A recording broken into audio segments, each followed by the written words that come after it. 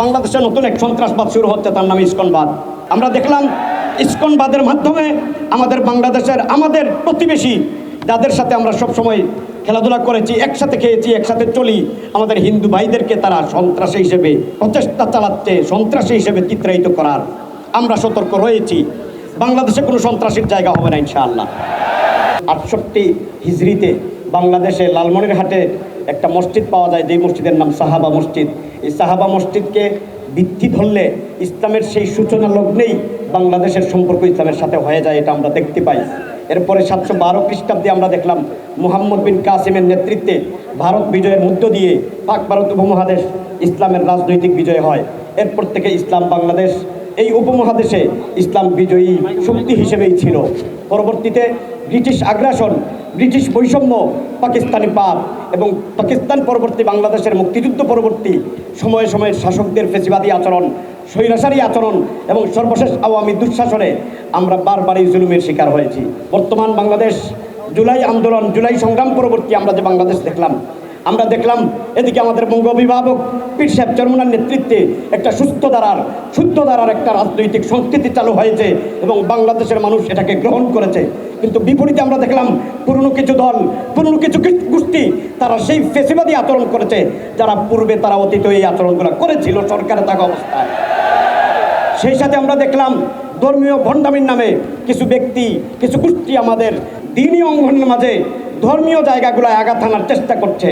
আমরা জানলাম ওয়াজ মাহফিলগুলা, মসজিদের ইমামদের বিভিন্নভাবে তারা আঘাত করছে, আমরা তাদেরকে সতর্ক করছি। প্রিয় বন্ধুগণ, ভারত আমাদের পার্শ্ববর্তী দেশ, ইতিহাস বলে এবং সবাই বলে ভারত আমাদের বন্ধু, কিন্তু 53 বছরেও ভারত কখনো আমাদের সাথে বন্ধুত্বের পরিচয় দেয় নাই। আপনারা জানেন ভারতের পানি আগ্রাসনের কারণে এই সেদিন আমাদের ফেনী ডুবন্ত ছিল, নোয়াখালী ডুবন্ত ছিল, লক্ষ্মীপুর ডুবন্ত ছিল। আমরা সিলেটের মানুষ নিয়মিতই ডুবেই থাকি।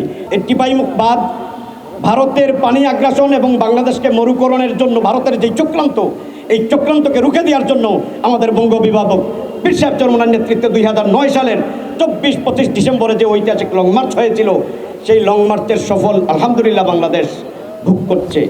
প্রিয় বন্ধুগণ, আজকে 6 ডিসেম্বর, ইতিহাসের এই বাঁকে এই দিনটি খুবই গুরুত্বপূর্ণ। 1990 সালে এরশাদের পতনের দিন আজকের 6 ডিসেম্বর। 1992 এর বাবরি মসজিদ শহীদ করা হয় আজকের এই 6 ডিসেম্বরে। 2017 সালে আমেরিকা জেরুজালেমকে রাজধানী ঘোষণা করে আজকের এই দিনে। স্বাভাবিকভাবেই আজকের এই দিনটা উম্মাহের জন্য, বাংলাদেশের জন্য অত্যন্ত গুরুত্বপূর্ণ। ইসলামী ছাত্র আন্দোলন বাংলাদেশের প্রত্যেক জনশক্তিকে দীপ্ত শপথ নিতে হবে।